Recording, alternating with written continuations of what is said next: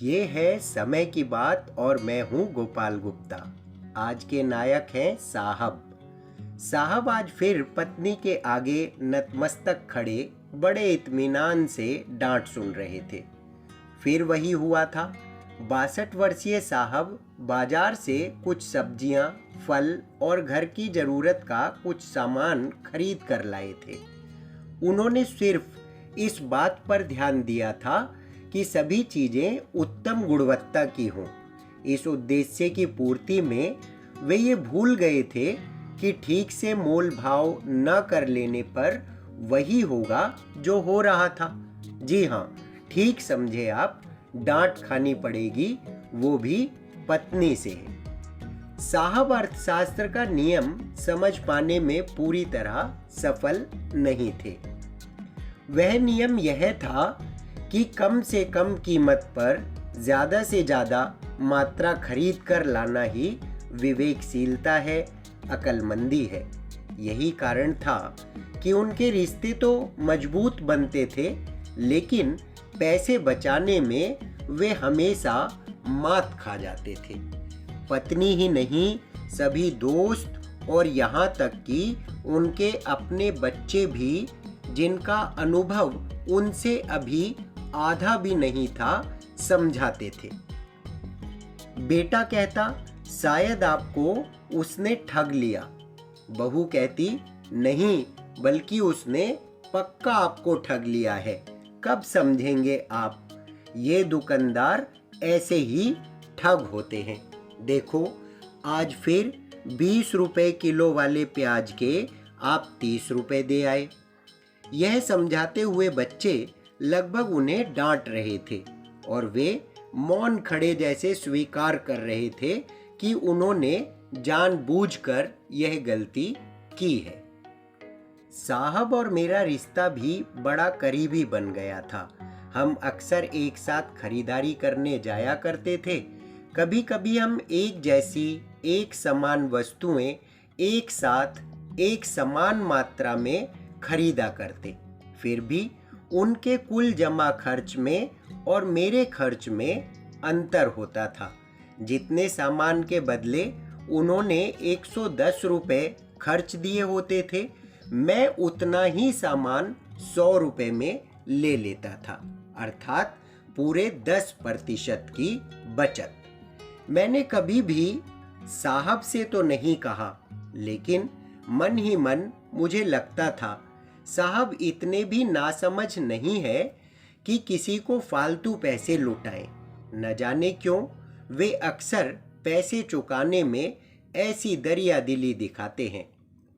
लगभग 6 सालों के साथ ने मुझे यह अनुभव कराया कि साहब उन लोगों के दिल के बेहद करीब थे जिनसे वे वस्तुएं या सेवाएं खरीदते थे।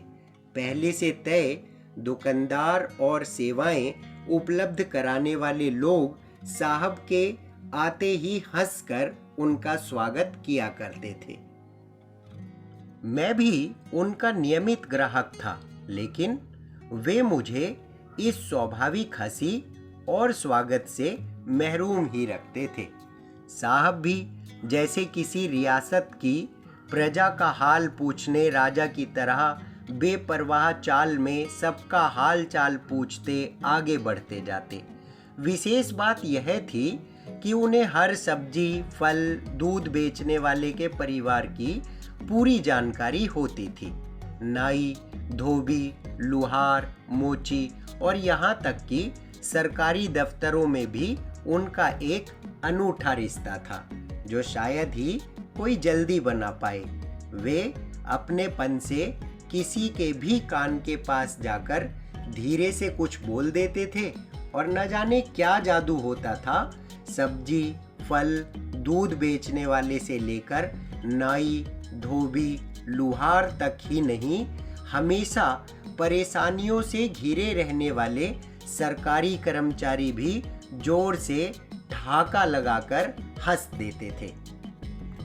मुझे लगता था शायद ये उनकी नज़र में नहीं है कि वे पैसे बचा सकते हैं, लेकिन न जाने क्यों मेरे प्रश्न सूचक चेहरे को देखकर उन्होंने आज कहा, ये कोई जादू नहीं है, इसकी कीमत बस इतनी है कि 10% अधिक खर्च दो।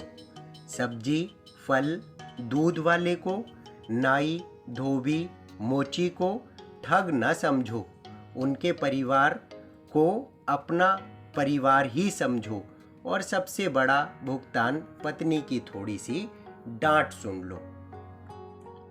आगे साहब ने शब्दों से ज़्यादा आंखों से कहा, वैसे तुझे पता है उस प्याज वाले को 20 रुपए किलो वाली प्याज के 30 रुपए किलो क्यों दे दिए थे?